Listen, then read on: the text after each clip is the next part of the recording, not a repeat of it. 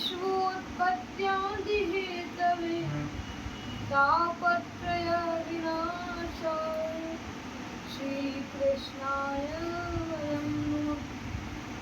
वन्दे राधा विशालाक्षी चन्द्रकोटिसम्प्रभां श्रीकृष्णसहितं देवी नित्यकुञ्जविहारिणीं नारायणं नमस्कृत्यं नरं चैव नरोत्तमं देवी सरस्वती व्यासं ततो जयमुदीरये। कृष्णाय वासुदेवाय हरये परमात्मने प्रणतक्लेशनाशाय गोविन्दाय नमो नमः। बोल सियावर रामचंद्र की जय। बोल वृंदावन बिहारी लाल की जय। बोल महावन रमण जी काष्टी पीठाधीश्वर श्री सदुते भगवान की जय। परम मंगलमय भगवान की कथा में विराजमान सभी पूज्य संत चरण एवं बड़े महंत जी का एवं छोटे महंत जी का भी आशीर्वाद और भक्त वांछा कल्प तरु भक्त वत्सल शरणागत वत्सल मर्यादा पुरुषोत्तम श्री राम एवं वात्सल्यमयी करुणामयी स्नेहमयी जगत जननी माता श्री जानकी जी की असीम कृपा से आज हम लोग यहाँ कथा सुने और वास्तव में वही समय धन्य है, पवित्र है, जो हमें नश्वर जड़ जगत से कुछ पल के लिए जुड़ने के लिए अवसर प्रदान करता है। इसीलिए सभी श्रोता बंधुओं को नमन करते हुए वाणी को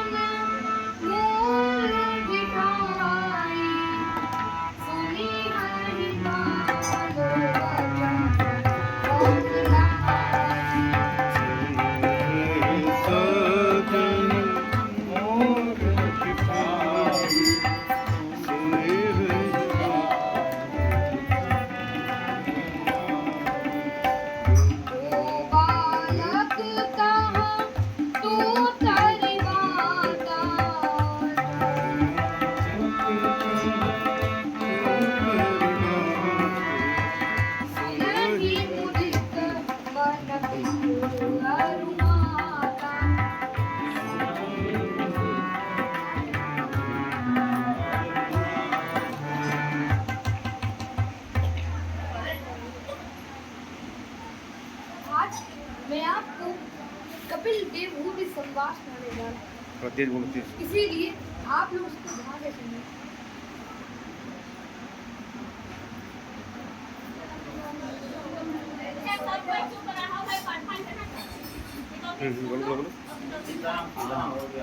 बोलो सरस्वती नदी जी के पावन तट पर एक अनुपम आश्रम था। उसमें पेड़ों के झुंड के बीच एक बिंदु सरोवर था, जिसमें पेड़ों पर पक्षियों ने घोंसले बना रखे और वो उसमें कलरव करते रहते, कोयले कूकती रहती, मयूर नृत्य करते रहते और वहीं ब्रह्मा जी की छाया से उत्पन्न करदम ऋषि साधना कर रहे थे। बहुविधि विनय कीर्ति काला प्रगटे प्रभु कौतुकी कृपाला।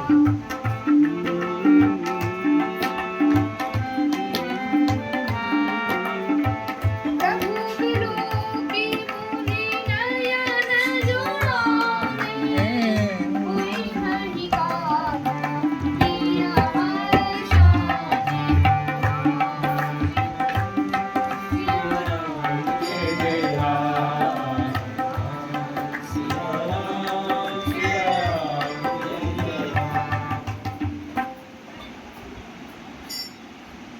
करदम मुनि भगवान को देखकर बहुत प्रसन्न हो गए और मस्ती में गीत गाने लगे कि सफल हुआ है उन्हीं का जीवन जो तेरे चरणों में आ चुके हैं। सफल हुआ है उन्हीं का जीवन जो तेरे चरणों में आ चुके हैं। उन्हीं की पूजा हुई है पूरन, उन्हीं की पूजा हुई है जो तेरी झांकी को पा चुके हैं। जो तेरी झांकी को पा चुके हैं। भगवान बोले कि समाहितं ते हृदयं यत्र मान परिवत्सराम सात्वां ब्रह्मान्नपवधू काममाशु भजिष्यति। भगवान बोले, हे कर्दम मुनि, आपको आप जैसी भार्या की इच्छा रखते हैं वैसी प्राप्त होगी। मेरी प्रेरणा से आज के तीसरे दिन सम्राट स्वयंभू मनु अपनी पुत्री देवहूति को आपके पास लेकर आए और वो कन्या आपको अर्पण करने की इच्छा व्यक्त करेगी।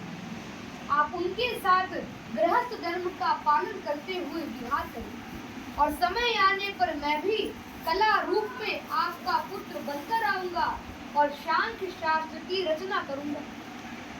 सहाहं स्वांश कलया त्वधीवरयेण महामुने तव क्षेत्रे देवहूत्यां प्रणेच्छेदत्व संहिता। इतना कहकर भगवान अंतर्ध्यान हो गए और भगवान के वचनानुसार आज के तीसरे दिन सम्राट स्वयंभू मनु अपनी पुत्री देवहूति को कर्दम मुनि के पास लेकर आए तो और उनसे कन्या को दान करने की इच्छा व्यक्त करी।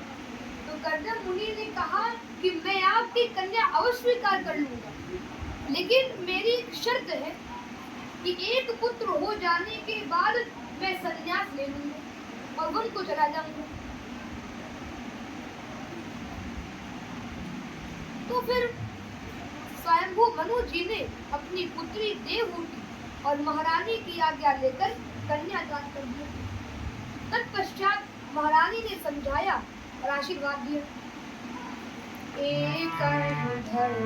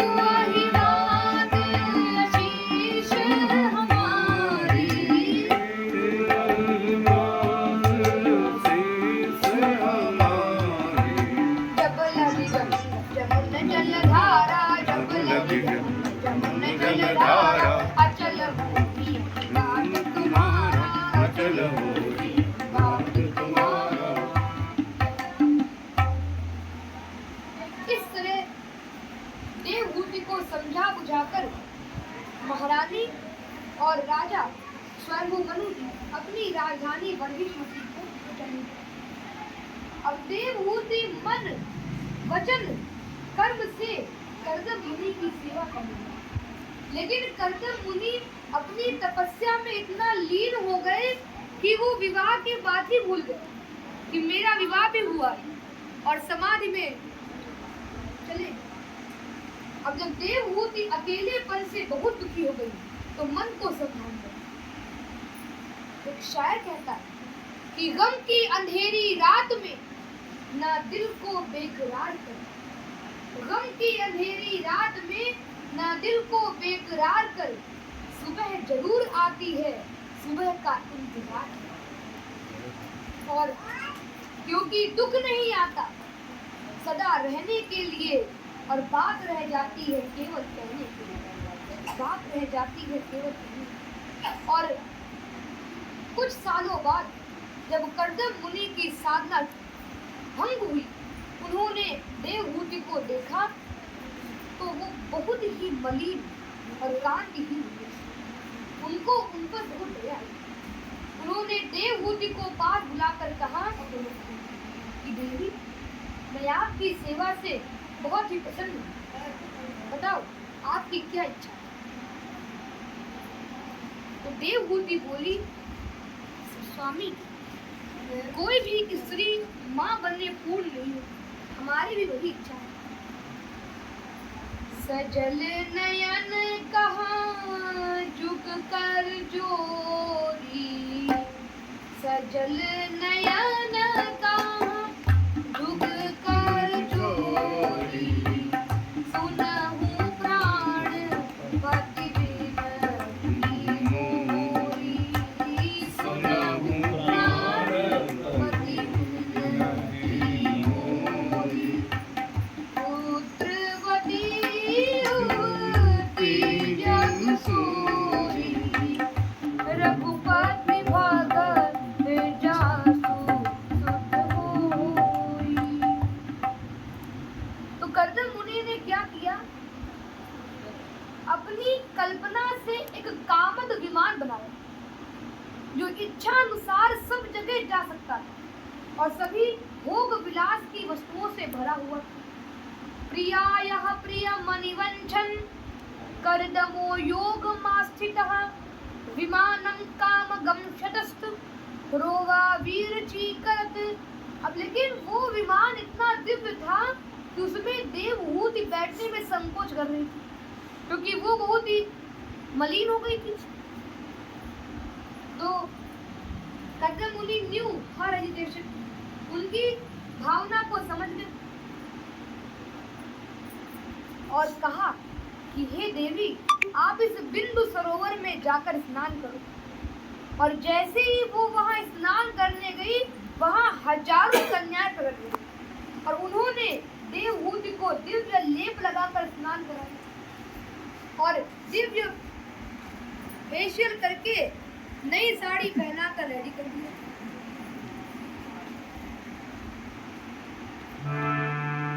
और अभिमान की ओर ले गए। चली संग ले सखी सयानी, गावन गीत मनोहर गानी।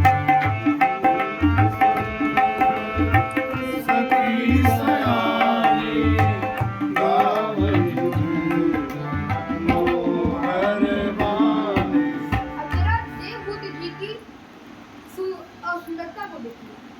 सोहन वाले तनु सुंदर सारी, रति रानी अतुलित छवि भारी।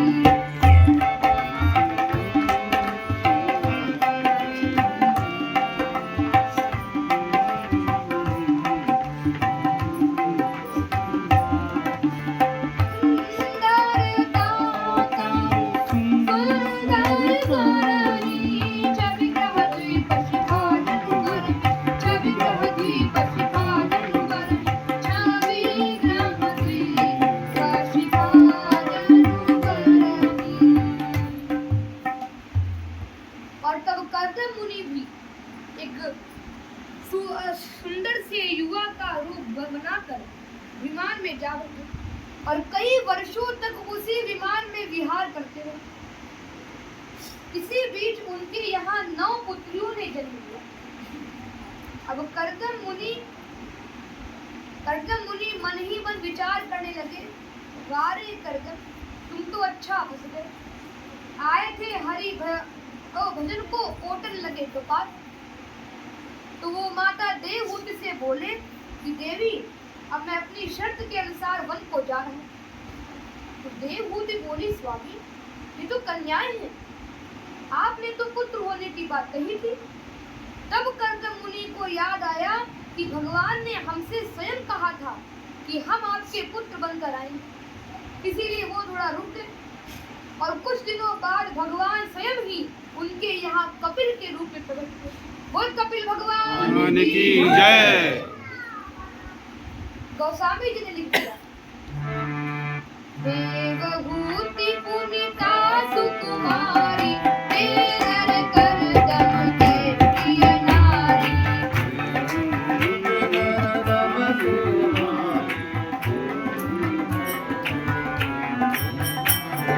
आदि देव प्रभु दीन दयाला, आदि देव प्रभु दीन दयाला, जठर धर मुझे ही कपिल प्रमाण।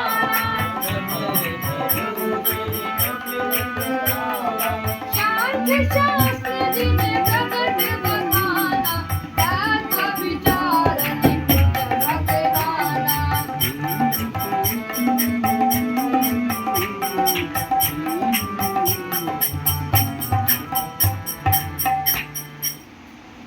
कपिल जी के जन्म के समय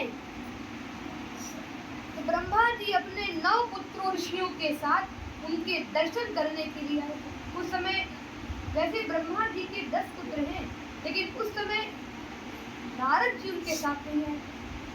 तो फिर कर्दम मुनि ने कहा कि भगवान एक प्रार्थना है, आपके 9 पुत्र हैं, हमारी 9 पुत्रियां हैं, यदि इनका कन्यादान हो जाए तो कैसा रहेगा। ब्रह्मा जी बोले सुवश्य शीघ्र। तत्पश्चात कर्दम मुनि ने अपनी 9 पुत्रियों का विवाह उन 9 ऋषि पुत्रों के साथ करवा दिया। मरीचये कलाम प्रादा जनसूयाम धात्रे, श्रद्धा मम से यच्छत पुलस्त्याय हविर्भुवम्, पुलहाय गतिं युक्तां कृतवे च क्रियां सतिं, ख्यातिं च भृगवे यच्छत पुलस्त्याय, ख्यातिं च भृगवे यच्छत वसिष्ठाप्य अरुन्धतिं। कर्दम मुनि ने मरीचि को कला, अत्रि को अनसुईया, अंगिरा को श्रद्धा, पुलस्त को हविर्भु, पुलह को गति, चतु को क्रिया, रघु को ख्याति और वशिष्ठ जी को अरुन्धति समर्पित किया और भरपूर दहेज देकर विदा किया। अन्न कनक भाजन वाला, गाय जदि जाई बखाना।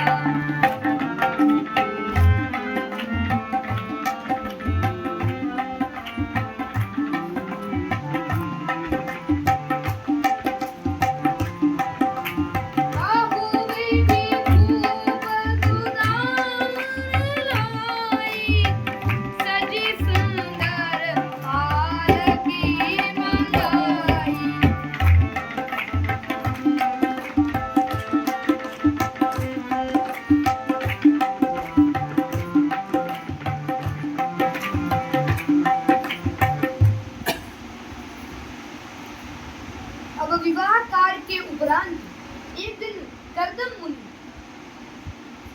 मुनि भगवान कपिल के पास जाकर बोले। अब वैसे तो कर्दम मुनि जानते ही थे कि कपिल जी ने उनके मतलब भगवान ने उनके यहाँ कपिल रूप में अवतार ग्रहण किया। तो एक दिन विवाह कार्य के उपरांत जाकर बोले कि प्रभु अब इस दास को आज्ञा दीजिए। तो भगवान बोले कि गच्छ कामम मया पृष्टो, मयि संन्यस्त कर्मणा जित्वा सुदुर्जयम मृत्युम मत्तत्वाय माम। तुम अपनी इच्छा अनुसार जाओ और अपने संपूर्ण कर्म मुझ में त्याग कर बस मेरा ही भजन करो और दुर्जय मृत्यु को जीत कर मोक्ष पद प्राप्त करने के लिए मेरा भजन करो। सुत्वा दुर्जय मृत्यु। इसके बाद कर्दम मुनि ने भगवान कपिल की परिक्रमा करी और संन्यास को चल दिया।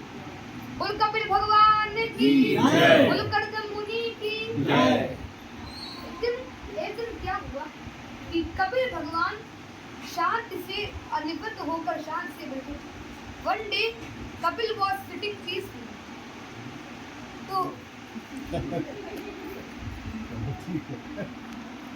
तो एक दिन तो देवहूति उनके पास आई और बोली कि बेटा, मैंने जीवन में इतना सुख भोगा है उतना कोई स्त्री कल्पना भी नहीं कर सकती, लेकिन फिर भी मेरा मन अशांत और अतृप्त क्यों? मैं आपकी शरण में आई, आपको प्रणाम करती हूँ। आप मेरे इस अज्ञान को अपने ज्ञान के द्वारा नष्ट कर दीजिए।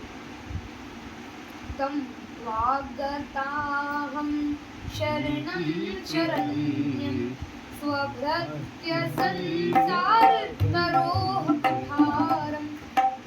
स्वागताहं शरणं शरण्यं स्वभृत्य संसारतरोः कुठारं। जिज्ञासयाहं प्रकृतेः पुरुषस्य, जिज्ञासयाहं प्रकृतेः पुरुषस्य नमामि सिद्धर्वविदां वरिष्ठम्। तो इनके उत्तर पर कपिल भगवान ने इनको 8 अध्यायों में ज्ञान का उपदेश दिया, जिसे कपिल गीता कहा जाता है, जो इस कथा का सार है और मुक्ति का सर्वोपरि साधन है। इसीलिए आप लोग इसको ध्यान से सुनिएगा। कपिल भगवान बोले कि चेतः खलवस्य बंधाय मुक्तये चात्मनो मतम गुणेषु सक्तम बंधाय रतम वा पुसिम मुक्तये। और भगवान श्री कृष्ण भी गीता में कहते यही बात कि चंचलम ही मना कृष्ण प्रमाथि बलवत् दृढ़ं तस्याहं निग्रहं मन्ये वायोरिव दुष्करम्। कि हे माता, इस अशांति का कारण मन है, यही जीव के बंधन तथा मोक्ष का कारण है। अब देखो, जीवन में व्यक्ति कितना भी विषय प्राप्त कर ले, उसको चैन नहीं आता। अब भाई पूर्णता तो केवल सीधे भगवान नारायण के पद पाने में ही होती। लिखते कि मना ही मनुष्याणां कारणं बद्ध मोक्षदां। इसीलिए संत लोग गीत गाते कि मुक्ति का कोई तू जतन कर ले, मुक्ति का कोई तू जतन कर ले, रोज थोड़ा थोड़ा हरि का भजन कर ले, रोज थोड़ा थोड़ा हरि का भजन कर ले। मुक्ति का कोई तो जतन कर ले, थोड़ा थोड़ा हरि का भजन कर ले, रोज थोड़ा थोड़ा हरि का भजन कर ले।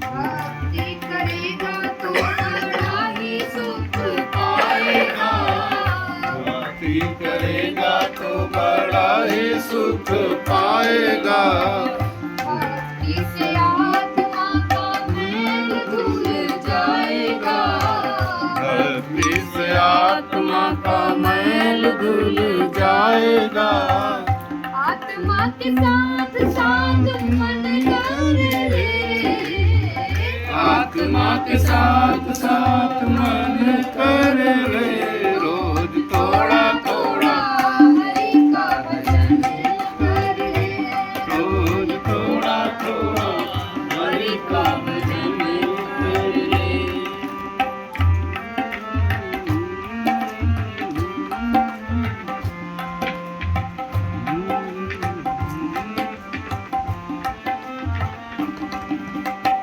संगत करे अच्छे लोगों की संगत कर, अच्छे लोगों की दवा मिल जाएगी सभी रोगों की, दवा मिल जाएगी सभी रोगों की, मुक्ति तो अपने चमन कर ले, मुक्ति को अपनी चमन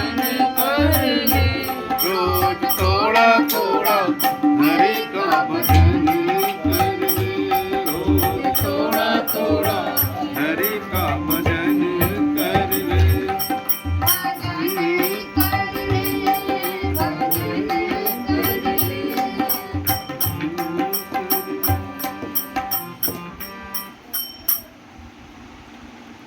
इसीलिए सब लोग कहते हैं कि झूठी दुनिया, झूठे बंधन, झूठी है ये माया, और झूठे जग का आना जाना झूठी है ये।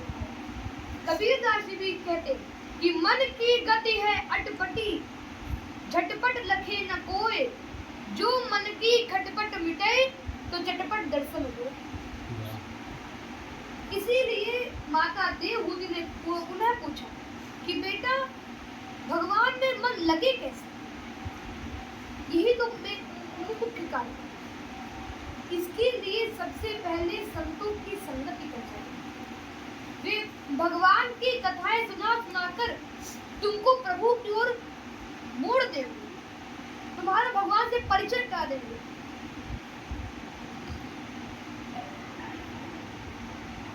एक श्लोक है, उसमें आता है कि सतां प्रसंगान् मम वीर संविदो भवन्ति हतकर्ण रसायनां तथा तज्जोषणा दार्शक वर्ग उतरमणि ररति भक्ति जन प्रवेश। और इतना ही नहीं, प्रथम भगत संतन कर संगा, गोस्वामी जी ने भी लिखा कि प्रथम भगत संतन कर संगा, दूजे रति मम कथा प्रसंगा, प्रथम ही विप्र चरण अति कीर्ति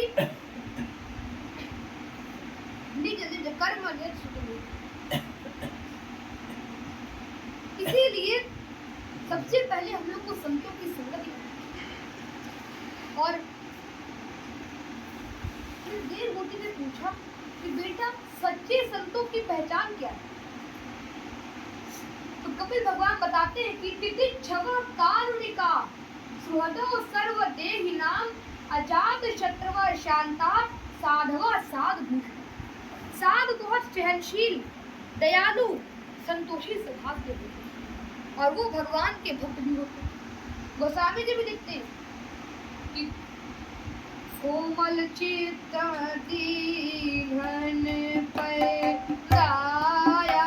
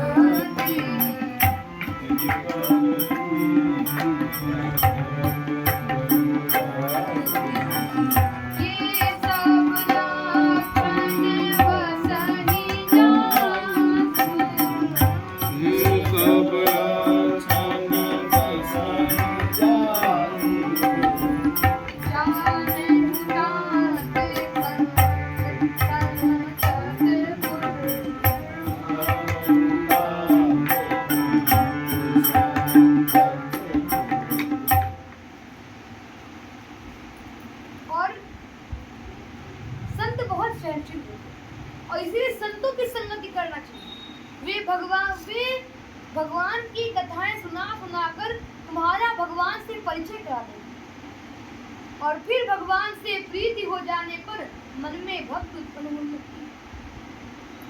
बिना प्रीति नहीं भक्ति दृढ़ाई, जिमि खगेश जल की चिकनाई।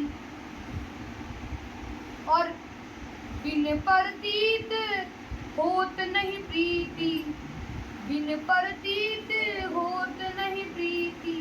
और इसीलिए एक श्लोक है भागवत में, मुझे भी याद आ रहा है, अहिंसाम सत्यमस्तेय यावदर्थ परिग्रह ब्रह्मचर्य तपः शौचम स्वाध्याय पुरुषार्थ। इसमें लिखा है कि मन वाणी से किसी को न सताना, सत्य बोलना, चोरी न करना, अधिक संग्रह न करना, धार्मिक ग्रंथ पढ़ना, भगवान की पूजा पाठ करना, यही सब भक्ति के अंग हैं। और वृंदावन के मलूक पीठाधीश्वर संत राजेंद्र दास जी कहते हैं कि जिनके ही भक्ति बसी उनको यह न सुहाग, क्या न सुहाग कि विषय प्रेम निद्रा हंसी जगत प्रीति।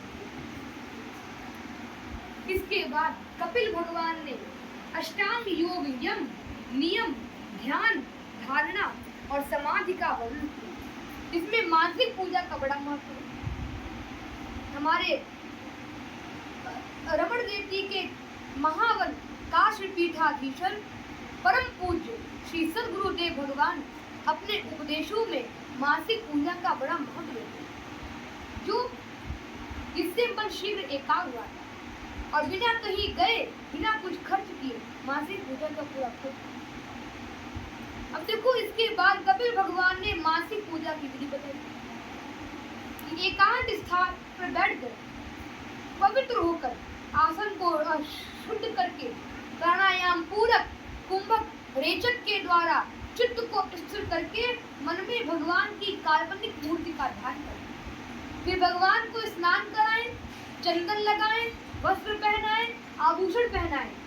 फिर भगवान के चरणों का ध्यान करें। इसमें 4 चिन्ह होंगे, वज्र, अंकुश, ध्वजा, कमल। फिर भगवान के नख मणि चंद्रिका का ध्यान करते हुए कटिका वक्ष स्थल का, इसमें श्रीवत्स का चिन्ह है, उसका ध्यान करें। फिर भगवान के भुजाओं का ध्यान करते हुए मुख कमल का ध्यान करें, जो हमेशा प्रफुल्लित रहता है। इससे शीघ्र ही भक्ति का भाव जागृत हो जाता है। लेकिन देवभूति ने पुनः पूछा कि भगवान संतों के लक्षण क्या है? अब गोस्वामी जी के शब्दों में संतों के लक्षण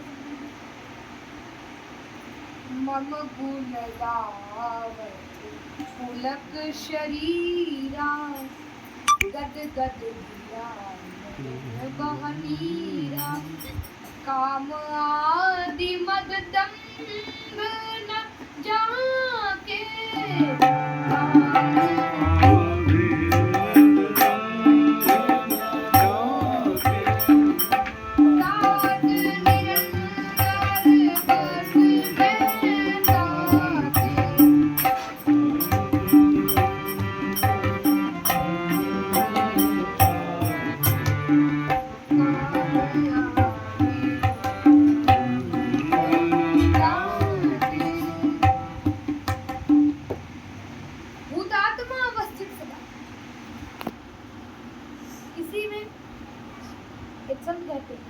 बहुत अच्छी बात है कि जिसे एक बार जीवन में प्रभु का प्यार मिलता है, उसे बस आंसुओं के हार का उपहार मिलता है। जहाँ कुछ छल छलाता अश्रु बिंदु दिखलाई पड़ता है और उसी मानस में हमें अपना सांवला सरकार मिलता है। उसी मानस में हमें सांवला सरकार। बहुत सुंदर, बहुत सुंदर। भूतात्मा मस्तिष्क सदा तमुपज्ञाय माम वच्चर्य गुर्जे अर्चा विलंब यो माम सर्वेषु भूतेषु तमुपज्ञाय माम हतम। ध्यान सुनिए, तमुपज्ञा माम हतम और यो माम कृष्णाम भक्तिम च यो माम कृष्णाम भक्तिम च न नत्यति गायति च। अब देखो भगवान बोले कि मैं सर्वशक्तिमान और जो कोई जीव दूसरे प्राणियों से बैर रखता है वो मुझ परमात्मा से ही बैर करता है। दूसरे आत्माओं से बैर करता है वो मुझ परमात्मा से बैर करता है। वो सच्चा भक्त नहीं है। मंदिर हमने बनाया, मूर्ति हमने बनाई और हमारे किसी साथी पंडित ने प्राण प्रतिष्ठा करवा दी, उसमें हम भगवान देखने लगे। लेकिन जो ये चलती फिरती मूर्तियां हैं, इनको किसने बनाया? ये सब भगवान की बनाई हुई है। धरती फिरती मूर्तियां मतलब आप लोग सब भगवान की बनाई हुई है और उन्हीं का अंश भी उसमें विद्यमान है। गीता में भगवान कहते हैं कि ईश्वरः सर्वभूतानां हृदेशे अर्जुन तिष्ठति ब्राह्मण सर्वभूतानि यंत्रारूढ़ानि माया। और ईश्वर अंश जीव अविनाशी तद चेतन घन आनंद राशि। सिया राम मैं सब जग जानी करहु प्रणाम जोर जुग पानी। एक शायर की बड़ी अच्छी बात है, वो कहता है तू अगर एक दाने में है तो हर दाने में कौन, तू अगर एक दाने में है तो हर दाने में कौन, तू अगर मंदिर में है तो मैं खाने में कौन, तू अगर बस्ती में है तो वीराने में कौन, तू अगर क्षमा में है तो परवाने में कौन। और इसीलिए व्यक्ति को समय नष्ट किए बिना भगवान की भक्ति में लग जाना चाहिए, वृद्धावस्था में इंतजार नहीं करना चाहिए। गाते सकते कि अमृत है हरि नाम जगत में, इसे छोड़ विषय विष पीना क्या, हरि नाम नहीं तो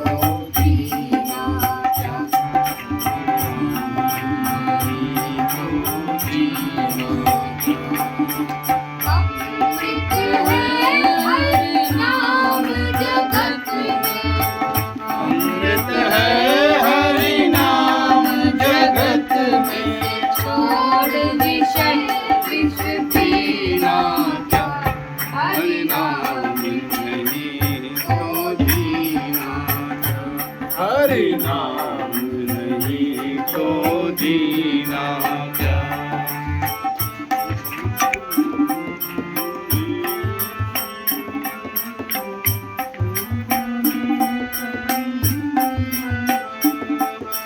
काल सदा अपने रस डोले, ना जाने कब सिर चढ़ बोले।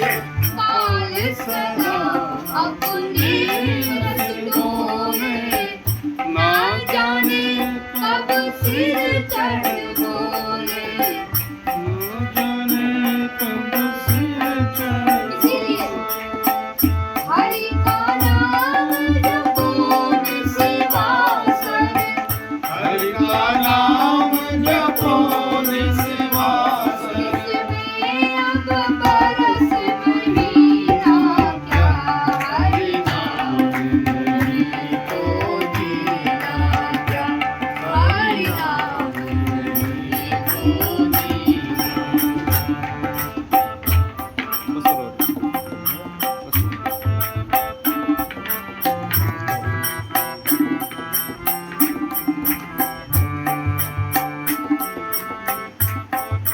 तीरथ है हरि नाम तुम्हारा, फिर क्यों फिरता मारा मारा। तीरथ है हरि नाम तुम्हारा, फिर क्यों गिरता मारा मारा। और अंत समय हरि नाम नावे। एक गोस्वामी जी कहते हैं कि जन्म जन्म मुनि जतन कराही, अंत राम कही आवत नाही। और वही अंत समय हरि नाम नावे, तो काशी और मदीना क्या, हरि नाम नहीं तो जीना क्या, हरि नाम नहीं तो जीना क्या, हरि नाम नहीं तो जीना क्या, हरि